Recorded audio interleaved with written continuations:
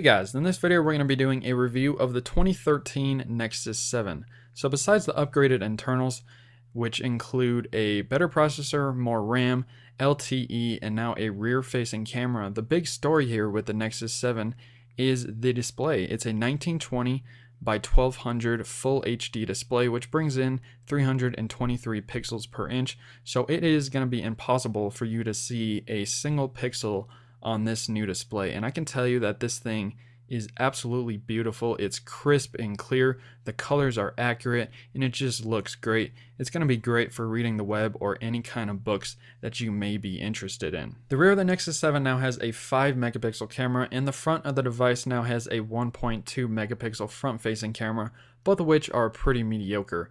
But now Google is pretty proud of what they're calling stereo surround sound speakers, and the placement of these speakers are pretty terrible. You can muffle these up pretty easily. Yes, they get loud, but holding the device in landscape, you can easily muffle these things up, and it's just really terrible placement, in my opinion, from Google and Asus with this Nexus 7.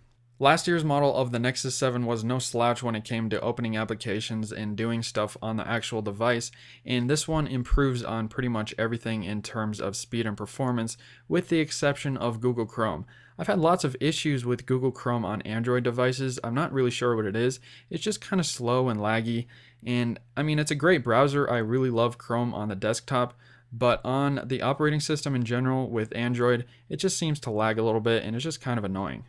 Another really big flaw with this Google Nexus 7 is the Wi-Fi signal. I've been reading and viewing and listening to all these people saying they have weak signals with their Google Nexus 7, and I think I figured out why. The Wi-Fi band seems to be on the very top of the device, and when you hold this thing in landscape and grip it, similar to what the iPhone 4 was like, the Wi-Fi signal slowly just depletes and goes into nothing where you have no signal, and when you take your hand off, it will slowly go back up, so that's a huge flaw in my opinion. This Google Nexus 7 is one of the first devices to ship with Android 4.3 Jelly Bean, which brings multiple users onto the Android operating system, and is slowly rolling out to more products, but this is definitely the first to actually have it. In terms of battery life, I got about 2.5 days of using this Nexus 7 before I had to recharge it, so that's pretty impressive.